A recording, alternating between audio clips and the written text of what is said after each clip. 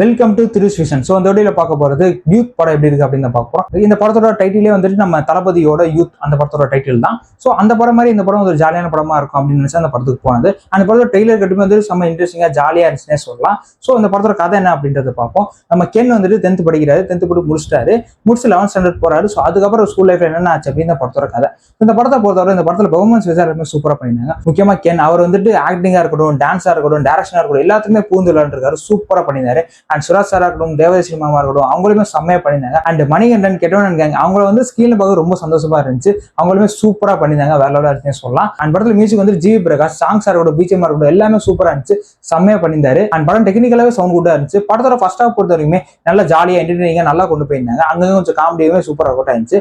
Second half பொறுத்த அளவுக்கு அங்க கொஞ்சம் காமெடியா இருந்தாலுமே படத்துல எமோஷனா நிறைய சீன் போர்ட்ரேட் பண்ண ட்ரை பண்ணிருக்காங்க. அந்த எமோஷனுமே நல்லா ஒர்க் அவுட் ஆச்சு அப்படின்னு சொல்லிக்கலாம். சார் அப்ப அந்த படத்துல பிரச்சனையே இல்லையா அப்படின்னு கேட்டீங்கன்னா செகண்ட் ஹாஃப்ல ஒரு சில சீன்ஸ் அவாய்ட் பண்ணிருக்காங்கன்னு தோணுச்சு. அந்த படத்துல வந்துட்டு நல்லா ஜாலியா சுத்துறாங்க, அதுக்கப்புறம் ஒரு இடத்துல எல்லாம் லைஃப் ரியலைஸ் பண்ணி படிக்க ஆரம்பிக்கிறாங்க, அதுக்கப்புறம் தான் உருப்படுறாங்க அப்படின்ற மாதிரி சொல்லியிருக்காங்க. ஸோ இந்த விஷயம் வந்து இதுக்கு முன்னாடி ரிலீஸ் ஆன டானா இருக்கட்டும், டிராகனா இருக்கட்டும், இந்த மாதிரி படங்களை பார்த்தனாலே என்னவோ அதுல இருக்க சில விஷயம் ஒத்து போற மாதிரி இருக்கு. அண்ட் அதே மாதிரி தான் அந்த படத்தோட கிளைமேக்ஸ் எல்லாம் பார்க்கும்போது டான் படத்தோட விஷயம் வந்து அங்க கொஞ்சம் வந்துட்டு தான் போகுது. ஆனா அதுக்காக நான் டான் படத்தை இந்த படத்தை கம்பேர் பண்றேன் அப்படின்ற மாதிரிலாம் இல்ல. அந்த படத்துல இருந்து சில விஷயம் இந்த படத்துல இருக்கு அப்படின்ற மாதிரி தான் சொல்றேன். மற்றபடி இந்த படம் வந்து வேற ட்ராக். ஸோ அதையும் நான் சொல்லிக்கிறேன். அண்ட் அதாங்க இந்த படத்தை பொறுத்தவரை யங்ஸ்டர்ஸ் இந்த படம் ரொம்ப பிடிக்க ஒரு வாய்ப்பு இருக்கு. ஆனா ஃபேமிலி ஆடியன்ஸ் இப்போ வந்து ஒரு அப்பா அம்மா 2 பசங்க போறாங்க அப்படின்னா அந்த பசங்க அந்த படத்தை ரொம்ப என்ஜாய் பண்ணுவாங்க. ஆனா அந்த அப்பா அம்மாவுக்கு இந்த படம் பிடிச்சா இல்லையா, அவங்க கொஞ்சம் ஏத்துப்பாங்களா மாட்டாங்க அப்படிங்கிறது கேள்வி தான். ஸோ அதை வந்து எப்படி ரிசீவ் பண்ண போறாங்க அப்படின்னு தெரியல. ஸோ அதை வந்து வெயிட் பண்ணி தான் பார்க்கணும், ஃபேமிலி ஆடியன்ஸ் எப்படி ரிசீவ் பண்ண போறாங்க அப்படின்றது. மற்றபடி கென் ஒரு இன்ஸ்பிரேஷன் அப்படின்னு சொல்லலாம். ஏன் அப்படி சொல்றேன் அப்படின்னா, ஒரு 24 வயசு பையன் நடிச்சும் செஞ்சு அந்த படத்தை டைரக்ஷனும் செய்யுங்கிறது ஒரு சாதாரண விஷயம் இல்லை. இப்படிதான் பிரதீப் நாகராஜ் வந்து லவ் டுடேல ஒரு சப்போர்ட் போட்டாரு.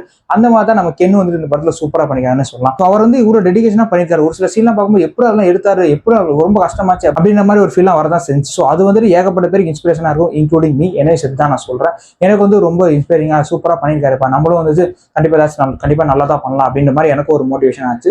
ஸோ அது சூப்பரான விஷயம். யூத் படத்தை பொறுத்தவரை வந்துட்டு எந்தவித எக்ஸ்பர்ட்ஸ் எல்லாம் தெரிஞ்சு போய் ட்ரை பண்ணி பாருங்க. நான் இந்த படத்தை அப்படிதான் ட்ரை பண்ணி போய் பார்த்தேன். எனக்கு என்ன மைண்ட் செட் இருந்துச்சு அப்படின்னா, ட்ரெய்லர்ல எவ்வளவு என்டர்டெய்னிங்கா ஜாலியா இருந்துச்சோ அந்த மாதிரி இந்த படம் கொஞ்சம் இருந்தாலே போதும் அப்படின்ற மாதிரி தான். பட் ஃபர்ஸ்ட் ஹாஃப் வந்து எனக்கு அது சாட்டிஸ்ஃபேக்ஷன் ஆயிடுச்சு. செகண்ட் ஹாஃப் வந்து கொஞ்சம் காமெடியா ஒரு நல்ல எமோஷனலா படம் முடியும் போது சாட்டிஸ்ஃபேக்ஷனான படம் பார்த்த ஃபீல் உங்களுக்கு கண்டிப்பா கிடைக்கும். ஸோ இந்த மைண்ட் செட்டோட போக படம் உங்களுக்கு கண்டிப்பா பிடிக்கும். மற்றபடி இந்த படம் வந்து ஒரு வாட்சபிளான என்டர்டெய்னிங் படம். ஸோ ஃப்ரீயா வந்து தெரிஞ்சு போய் ட்ரை பண்ணி பாருங்க. So that's all about youth. இந்த படத்தை எங்கே நீங்க பாத்தீங்க அப்படின்னா உங்களுக்கு எப்படி அப்படின்னு மறக்காம கமெண்ட் சொல்லுங்க.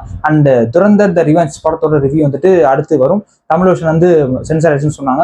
ஸோ தியேட்டர்ஸ்ல வரணும், அதுக்கப்புறம் நம்ம ரிவ்யூ கண்டிப்பா போட்டுருவோம். ஹிந்திலேயே பார்த்துக்கலாம், பட் வந்து தமிழே வரனால தமிழை பார்த்துட்டு வீடியோ போடலாம் அப்படின்னு ஒரு மெசேஜ்ல தான் இருக்கேன். ஸோ வரட்டும், வந்தவொடனே அந்த ரிவ்யூல சந்திப்போம். ஸோ மறக்காம நம்ம திருஸ் விஷன் சேனலை சப்ஸ்கிரைப் பண்ணி வச்சுக்கோங்க. Thank you so much. பாய்.